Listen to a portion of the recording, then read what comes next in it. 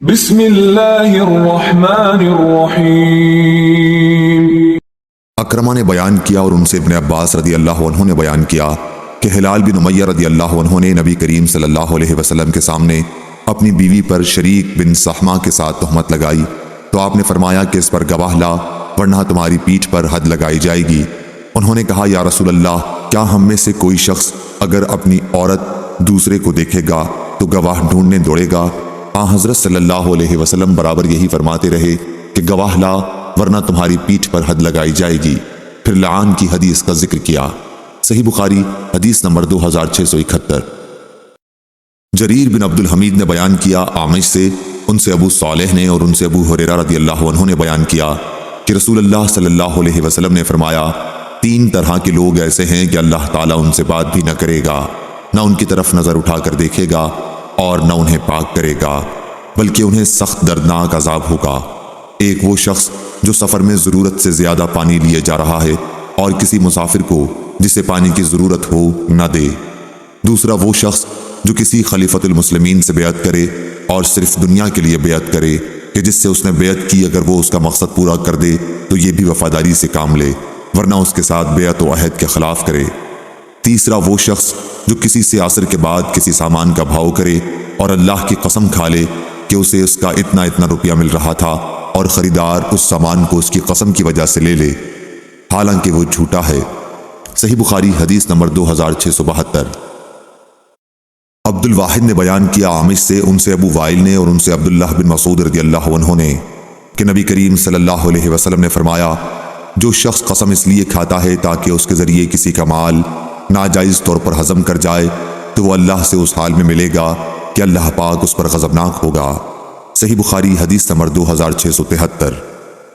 معمر نے خبر دی، انہیں حمام نے اور انہیں ابو ہریرہ رضی اللہ عنہ نے کہ رسول کریم صلی اللہ علیہ وسلم نے چند آدمیوں سے قسم کھانے کے لیے کہا، ایک ایسے مقدمے میں جس کے یہ لوگ مدعا علیہ تھے۔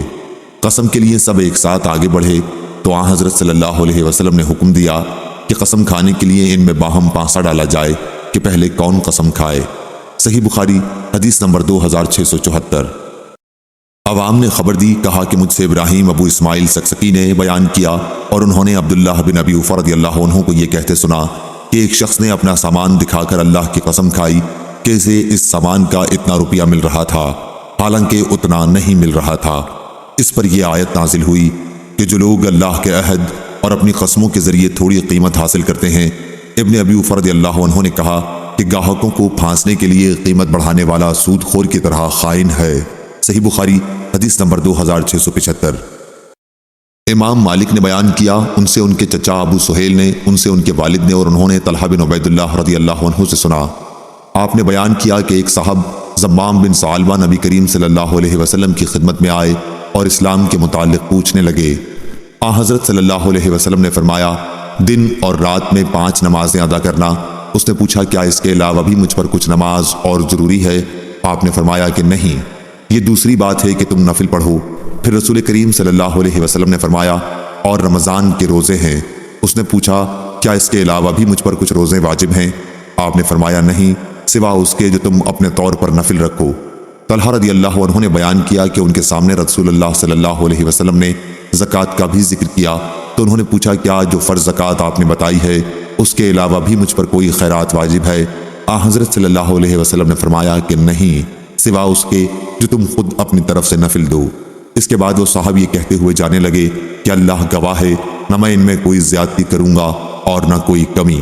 رسول اللہ صلی اللہ علیہ وسلم نے فرمایا اگر اس نے سچ کہا ہے تو کامیاب ہوا۔ صحیح بخاری حدیث نمبر 2678۔